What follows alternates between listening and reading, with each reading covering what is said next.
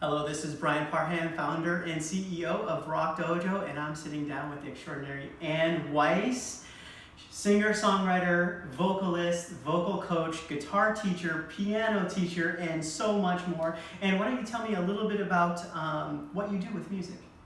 Well, I like to wear different hats. Like you mentioned, I teach a lot of different instruments. I also teach ukulele, and I teach songwriting, and I teach performance. And music theory, all those things put together. Sometimes I split up lessons, like somebody will come in and they'll be like, well, I want half-hour vocal lessons and half-hour guitar, we'll do that, and they might not know how to put those two skills together, we'll work on that. I'm a touring performing songwriter as well, and I do mostly my own music it's in the blues and contemporary folk categories. Sometimes I work with a band, sometimes I don't. And I love doing all those different things. I also wear a producer hat. Sometimes I produce other people's projects, and sometimes I'm recording my own music. And I also work as a backing vocalist in studios, which I love doing so much. So I have to say, it's a wonderful career. I've been doing it for a very long time. But I didn't get started until I was about 30 because I just didn't think you could make your living doing music.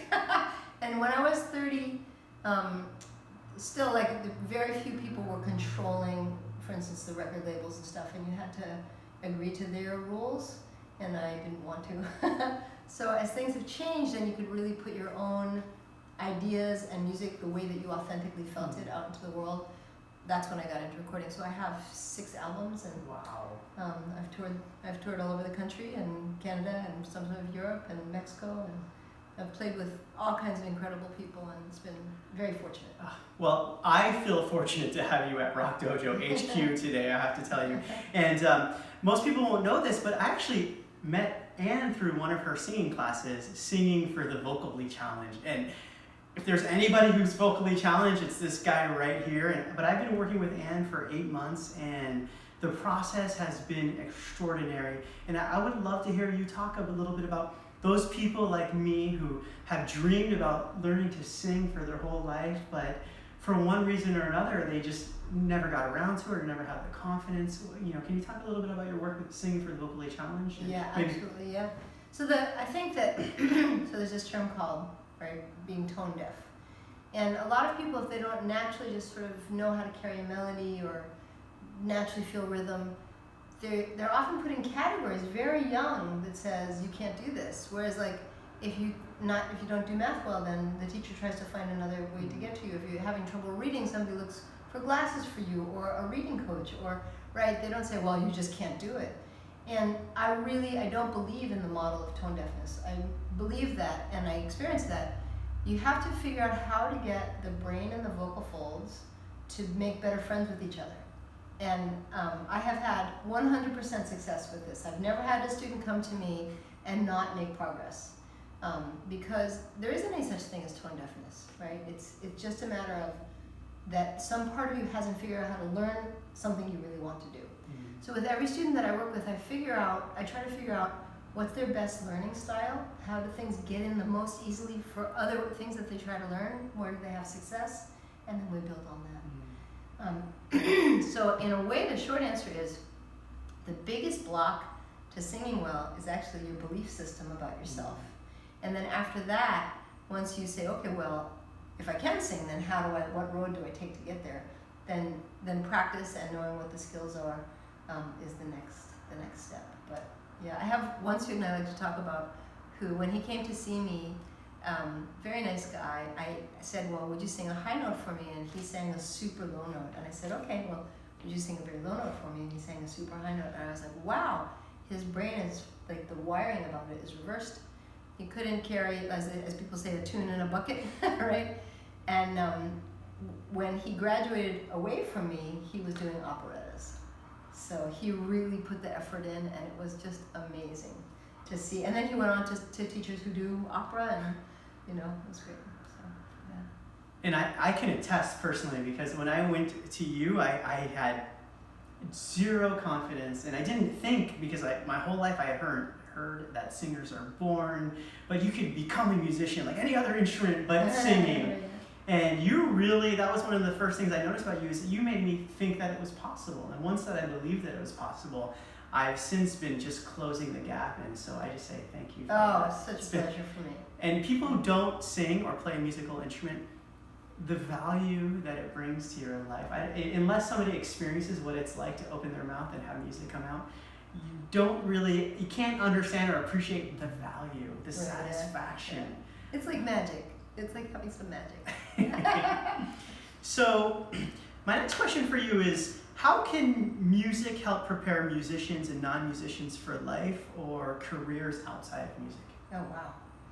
Well, first of all, it brings you joy and peace. It brings you, all forms of creativity, I think, are the most satisfying parts of life, right? And the parts that connect you the best to yourself. And at the end of the day, like, if there's no, what's the Emma Goldman quote, if I can't dance, I don't want to be part of your revolution. Like, if you can't do things that feed you, right, then it's very hard to do anything else.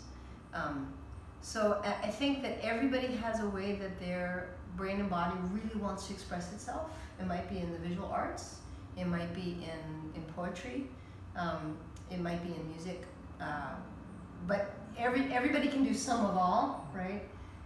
And each one of those things helps your brain develop better. So for instance, a lot of people, not as much anymore, although I think I'm seeing a return to it, a lot of people start their kids on piano because piano has, like guitar and like other instruments, it has all these different things that you need to learn to do that make your neurons connect in a particular way. It helps you multitask, it helps you hear, it helps with rhythm, it helps with all these different things in your brain. It helps with your happiness. And that helps with everything else you do. So if it's piano or another instrument, it's true of all music, I think.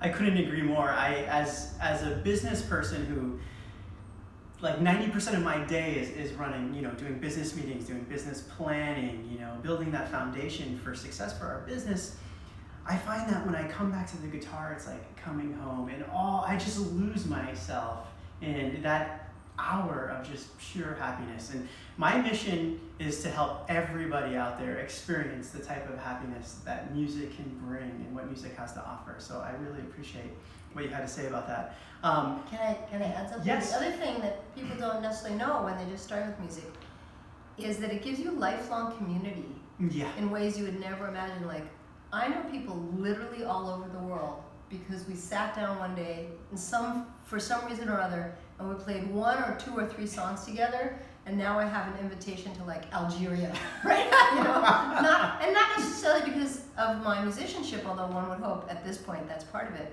but because we made a connection. It's like the great connector.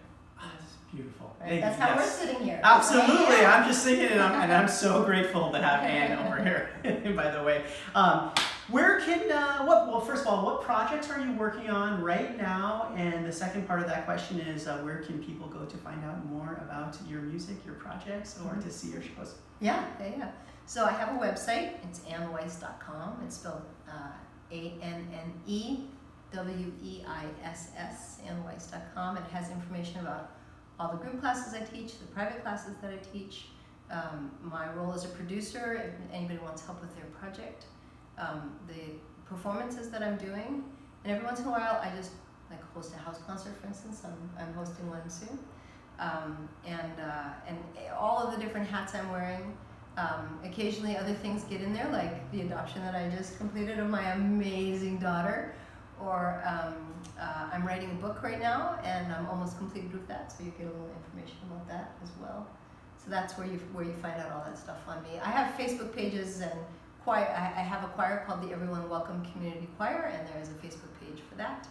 And if you type me in, I will be there.